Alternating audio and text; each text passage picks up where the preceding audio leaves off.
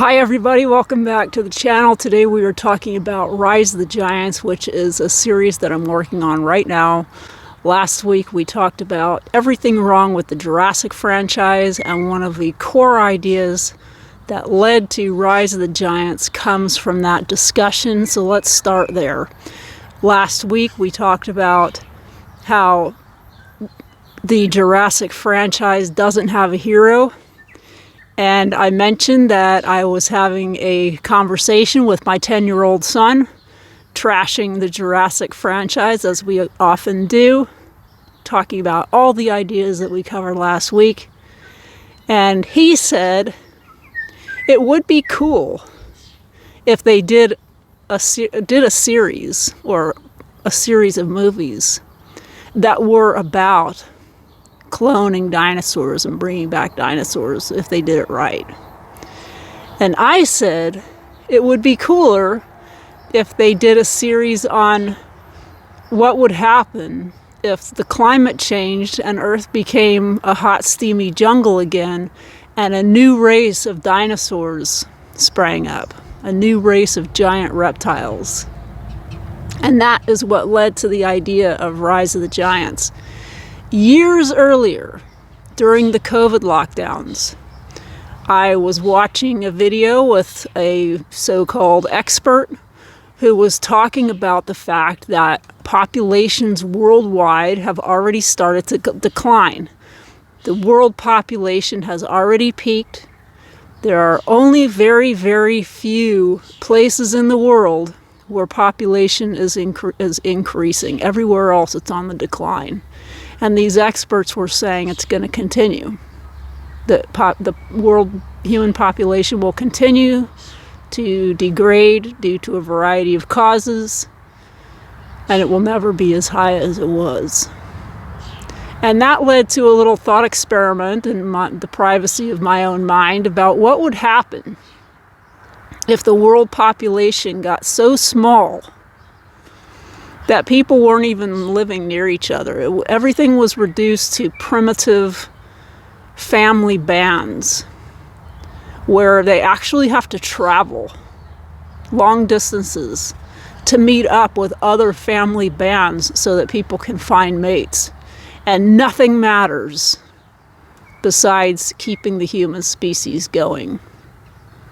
And this led to the idea of a young woman who grows up with her family clan in isolation, away from everybody else, and she has to, when she gets to the right age, her family takes her to this gathering, and all of the marriages are arranged. No one has met beforehand. And the woman goes with the man's clan. She never sees her family again. It's all completely arranged, and nothing matters except having children, raising the next generation, keeping the species alive. And the two ideas merged. I had these two ideas separately, years apart, and then I joined them together to make Rise of the Giants. And the original story was that this young woman gets paired up with a guy that she absolutely detests. She and her clan and the clan of her husband are totally opposite. They have opposite values. They start off hating each other. And over the course of decades of working together, facing dangers together, raising children together, long after they get married, the love develops. They begin to respect each other. They have to work together. They have to teach each other to overcome prejudices that they had originally, and only at the end, only later in life, do they come to realize that they love each other. And that story became Rise of the Giants. So around the same time, the idea also came up when I watched this video about global populations declining.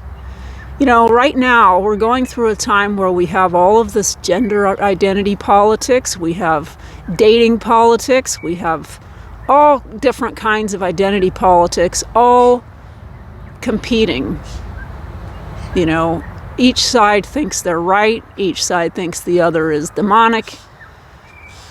At the end of the day, we do have to reproduce the human species, and that only happens one way. You know, we're one power outage away from fertility technology not even being an option anymore. And we're one evolutionary insult away from being right back to a condition where nothing matters but keeping the species going. We have been living in a sheltered, charmed existence where we actually have an option about whether or not we're going to reproduce. And this leads me to another point that has come up in the same subject, which is, why do we even think we have the option?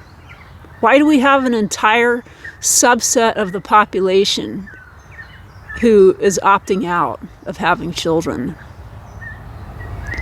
And if we look at the animal kingdom, we find the answer, because they're the only times in the animal kingdom where we see both infanticide and spontaneous abortion is when the mother feels threatened, is in life-threatening danger, or in cases where there's overpopulation. Rabbits will spontaneously abort in cases where the warrens get overcrowded because the resources aren't there to support her having any more babies. And that's exactly the situation that we're in now. We're all urbanized. We're surrounded by people all the time. Even if they're not in our immediate vicinity, we're seeing them online all the time. Subconsciously, this has an effect on our minds that we are constantly reinforced with the idea that there are enough people already. Even when the population is declining, there's no evolutionary pressure.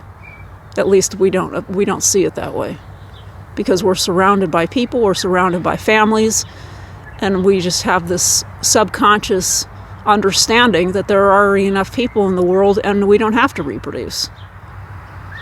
And it would take a very, very minor evolutionary insult to wipe all that out and put us straight back into a situation where everything is preying on us, everything around us is a danger to us. We are one of the weakest species on the planet. And without our technology, we're nothing. And if we wound up in that situation, if all our technology was taken away in one stroke, we would have to go absolutely over the top and put all of our effort and attention and cultural values towards keeping the species alive, no matter what. And that's where this whole concept of arranged marriage comes from. Doesn't matter if you like the person, doesn't matter if you share their values, doesn't matter if you think they're attractive. The entire society is structured around keeping the species alive and keeping it going. Children are the most vulnerable, the most in danger, the most preyed upon, the most in need of protection. And the entire society is geared towards getting as many people to adulthood as possible. And all of those ideas came together to create Rise of the Giants, which is how the story came about. So that's what Rise of the Giants means to me. It's my picture of what the human species and human society is really all about. When you strip away all of these modern conveniences, which is what they are. You know, when it comes down to survival of the individual, survival of the species, protecting one's family, none of those ideas are really an option anymore. So I hope that explains a few things. I hope you enjoy the series. Check it out, and I'll see you next week. Bye.